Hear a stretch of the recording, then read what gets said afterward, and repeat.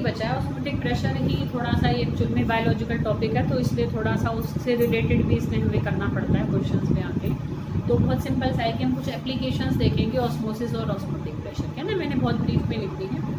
एक तो क्या इसकी एप्लीकेशन है कि जो कितना भी टॉल ट्री हो, कितना भी मतलब कि ऊंचा लंबा, कितना भी ऊंचे से ऊंचा पेड़ है, उसमें भी पानी कहाँ से कहाँ पहुँचता है, ज़मीन से खिंचता है रूट्स के थ्रू और एकदम टॉप ऑफ द ट्री तक पहुँच जाता है, ऊपर की पत्ती तक भी पानी पहुँच जाता है। तो वो किसके थ्रू पहुँच पा रहा है? By the help of process which is called osmosis, है ना। क्यों? क्योंकि देखो जो रूट्स थी, रूट्स के भी रूट हेयर सेल्स होते हैं, वो हमारे काम होते हैं, जैसे ये हमारी रूट्स हैं और इनके भी ऐसे ऐसे, ये जो बिल्कुल ऐसे नीचे के सेल हैं, ऐसे समझो। तो ये मिट्टी में है, हमने पानी दिया, पानी देने से मिट्टी का सोल्यूशन पतला हो गया, तो कहाँ जाएगा?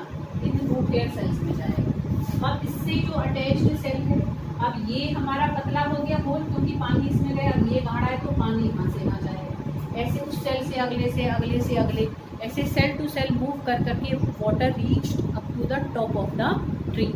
किसकी हेल्प से? With the help of process osmosis. Clear?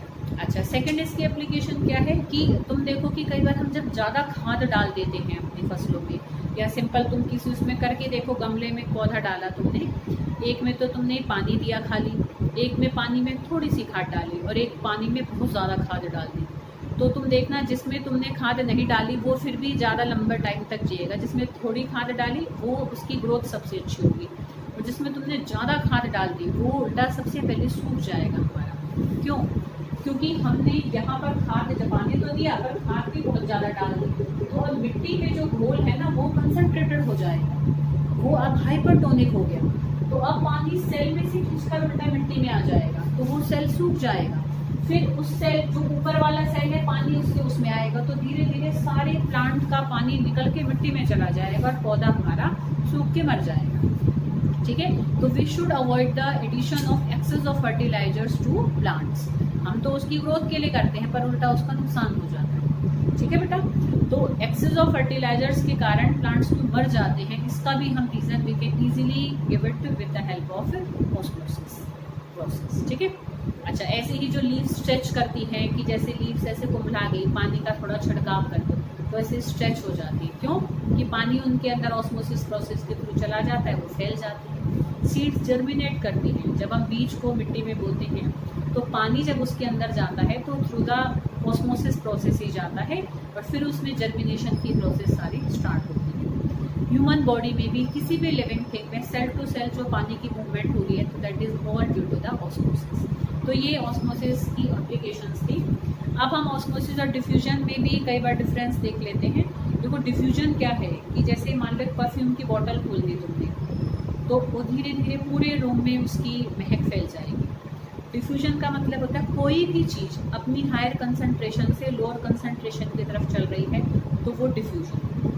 But solvent molecule का अपनी हायर कंसंट्रेशन से लोअर कंसंट्रेशन की तरफ जाना और सेमी परमेबल मेम्ब्रेन के थ्रू जाना, उस प्रोसेस को हम ऑस्मोसिस कहते हैं। तो दोनों में डिफरेंस क्लियर हुआ तुम्हें?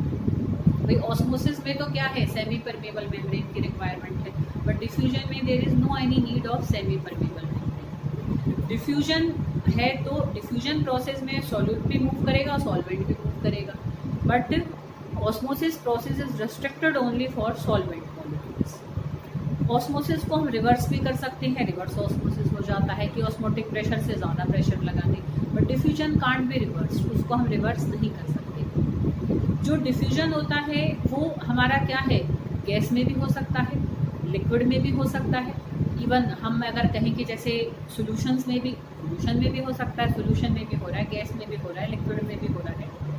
ठीक है, सॉलिड में भी हम मतलब ऐसे कह सकते हैं वो छोटे छोटे साइज के पार्टिकल हैं, ऐसे भर रखे हैं एक जगह, तो कई बार वो ग्रेविटी से भी सरक जाते हैं, बट एक बहुत लिमिटेड मैनर में हम उसमें भी कह सकते हैं कि हम सिंपल एक डिफरेंस बनाएं। तो डिफ्यूजन सॉल्यूशंस में भी हो रहा है, गैसेस में भी हो रहा है, लिक्विड्स में भी हो रहा है, but osmosis is restricted, limited only for solutions. वो सॉल्यूशंस में ही हमारा होगा ऑस्मोसिस। ठीक है, तो ये इनमें डिफरेंसेस थे। अब एक क्वेश्चन बोर्ड में आया हुआ था तो इससे रिलेटेड था, मैंने साथ साथ ही लिख दिया था कि by the fruits and vegetables which get dried up get again swell up when put in water. and what is the effect of temperature on them. Name the process which is occurring during that whole process. समझ में आया question? मतलब कि जब हम सूखे हुए फल और सब्जियों को, जैसे थोड़े बहुत सूख गए, अगर हम उनको पानी में रखते हैं तो वो दोबारा से फूल कर अपनी शेप रिगेन कर लेती है। तो वो ऐसा किस प्रोसेस की वजह से कर पाए, उसका नाम बताओ। और टेम्परेचर का, तापमान का, टेम्परेचर के बढ़ाने का इस प्रोसेस के ऊपर क्या असर होता है, ये क्वेश्चन आया। ठीक है, तो अब तुम समझ ही गए होंगे इसमें कौन सी प्रोसेस लगी, ऑस्मोसिस की। पानी अंदर गया तो कोई बहुत ही ज़्यादा सूख गया तो फिर तो क्या होगा, उसका मर ही जाता है बेचारा, मतलब फेंकना ही पड़ता है। थोड़े बहुत अगर हमारी श्रिंकेज है तो वो पानी में रखने से शेप, तुम भी देखते हो कि जो सब्जी वाले होते हैं ऐसे पानी का छिड़काव करते रहते हैं गर्मियों में सब्जियों के ऊपर, ताकि वो वैसे ही फूली फूली सुंदर सुंदर ऐसे ताज़ी ताज़ी से दिखती रहे। ठीक है, तो क्यों, पानी उनके अंदर चला जाएगा और क्या हो जाएगा हमारा, वो फिर से अपनी शेप रिगेन कर लेंगे। इस प्रोसेस का नाम है ऑस्मोसिस। और टेम्परेचर के बढ़ाने से ये प्रोसेस हमेशा बढ़ती है। इस प्रोसेस का rate, the rate of osmosis process always get increases with increase of temperature. तो सिंपल हमें इसका आंसर करना है, the process occurring here is osmosis and increase of temperature increase the rate of osmosis process. Clear?